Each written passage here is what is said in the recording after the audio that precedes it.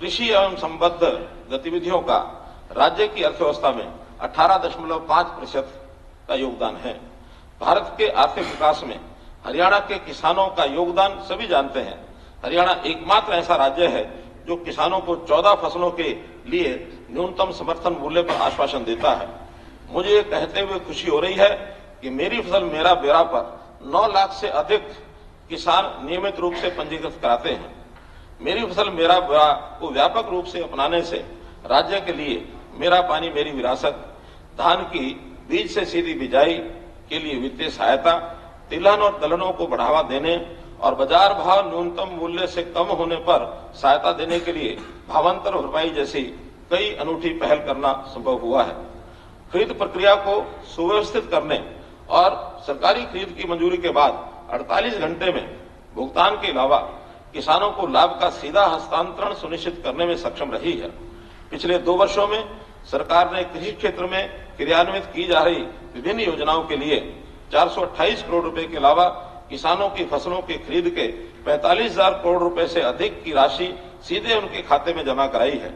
मुझे ये बताते हुए बड़ा गर्व हो रहा है कि कृषि में आय बढ़ाने के हमारे प्रयासों को मान्यता देते हुए भारतीय कृषि और खाद्य परिषद द्वारा हरियाणा को सर्वश्रेष्ठ राज्य कृषि व्यवसाय पुरस्कार 2022 से सम्मानित किया है।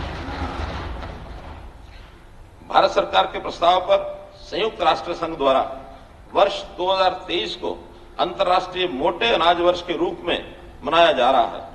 हरियाणा सरकार राज्य में मोटे अनाजों की काश्त और खपत को सक्रिय रूप से प्रोत्साहित कर रही है। बाजरे की उत्पादकता में सुधार के लिए चौधरी चरण सिंह हरियाणा कृषि विश्वविद्यालय द्वारा जिला भिवानी के गोकुलपुरा में एक पोषक अनाज अनुसंधान केंद्र स्थापित किया जा रहा है, जो वर्ष 2023 में चालू हो जाएगा। क्लस्टर प्रदर्शन, संकर बीजों के वितरण, प्रमाणित बीज उत्पादन, एकीकृत पोषक तत्व और कीट प्रबंधन से बाजरे की खेती को बढ़ावा देने के लिए 27 करोड़ रुपए की परियोजना तैयार की जा रही है। मुझे उम्मीद है कि हरियाणा विभिन्न उत्पादों के माध्यम से बाजरे की खेती की उत्पादकता, इसकी ब्रांडिंग और मार्केटिंग में सुधार करने का मार्ग प्रशस्त करेगा। ग्रामीण लोगों की आय बढ़ाने और रोजगार के अवसर पैदा करने में पशुपालन की महत्वपूर्ण भूमिका है। मैं पशुपालन क्षेत्र में उद्यमिता विकास के लिए एक योजना हरियाणा पशुधन उत्थान मिशन प्रस्तावित करता हूं। इस मिशन को हरियाणा पशुधन विकास बोर्ड संचालित करेगा।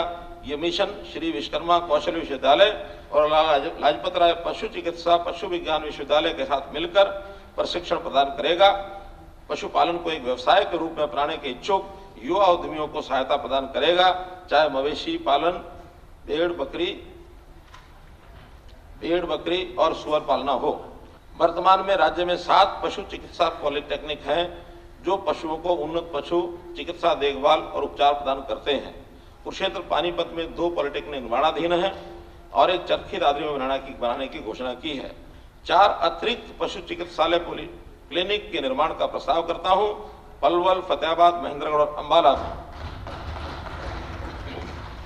सरकार पालतू जानवरों को उन्नत नैदानिक और उपचार सेवाएं प्रदान करने के लिए गुरुग्राम और फरीदाबाद में 2 अत्याधुनिक वेटरनरी पेट क्लिनिक्स भी स्थापित करेगी।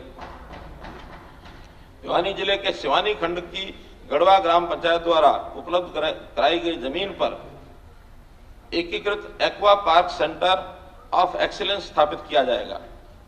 राज्य में गौ सेवा आयोग के साथ पंजीकृत 632 गौशालाएं, लगभग 4.6 लाख बेसहारा पशु हैं। मैं बेसहारा पशुओं को रखने वाली गौशालाओं को उचित रूप से वित्तीय सहायता देने का प्रस्ताव करता हूं, ताकि गौशाला में गौमाता की देखभाल और सुरक्षा की जा सके। हरियाणा गौ सेवा आयोग के लिए वर्ष 2023-24 के लिए प्रावधान बढ़ाकर 400 करोड़ रुपए करने का प्रस्ताव है। युवा राज्य की रीढ़ होते हैं। युवाओं को कौशलयुक्त बनाने और उन्हें रोजगार और उद्यमिता के अवसर प्रदान करने की आवश्यकता है। आज का युवा रोजगार प्रदाता और उद्यमी बनने के अवसर भी तलाशता है।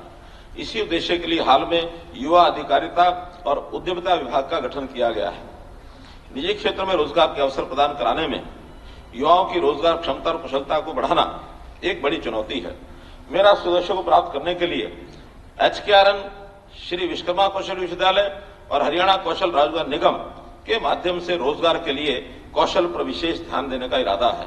वर्ष 2023-24 में हरियाणा कौशल विकास मिशन पूर्व अधिगम के महत्व को समझते हुए विशिष्ट परीक्षण, प्रशिक्षण और पाठ्यक्रम के माध्यम से 2 लाख बेरोजगार युवाओं को राष्ट्रीय कौशल योग्यता ढांचे के कौशल प्रशिक्षण प्रदान करेगा, ताकि युवा रोजगार प्राप्त करने में सक्षम बने।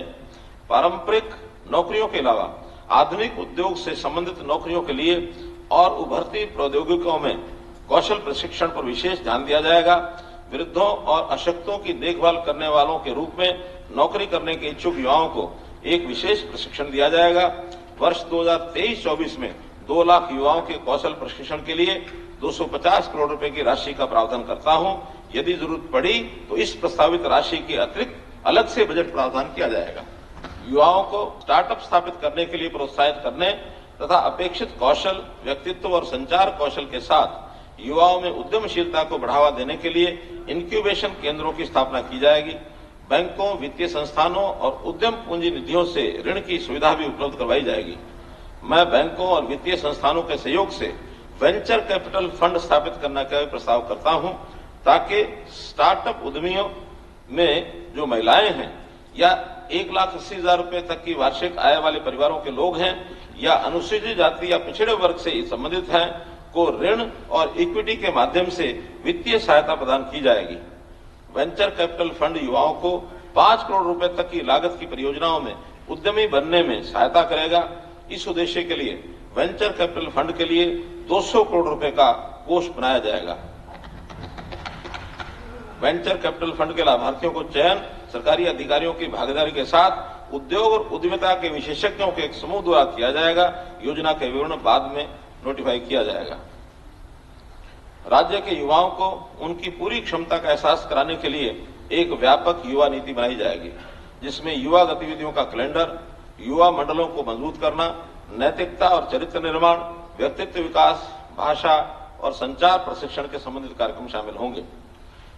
श्री विश्वकर्मा कौशल विश्वविद्यालय युवाओं के साथ जोड़कर उन्हें कौशल के साथ सशक्त बनाने के लिए एक पायलट स्कीम के रूप में मुख्यमंत्री कौशल मित्र फेलोशिप योजना तैयार करेगा। यह स्कीम राष्ट्रीय उद्देश्यों को पूरा करने में सहायक होगी। इन युवाओं को विश्वविद्यालय द्वारा स्थानीय कौशल आवश्यकता का विश्लेषण करने और उद्यमिता और कौशल प्रशिक्षण से संबंधित स्कीम की जानकारी देने और कौशल आवश्यकताओं के एकड़ की योजनाओं पर प्रशिक्षित किया जाएगा।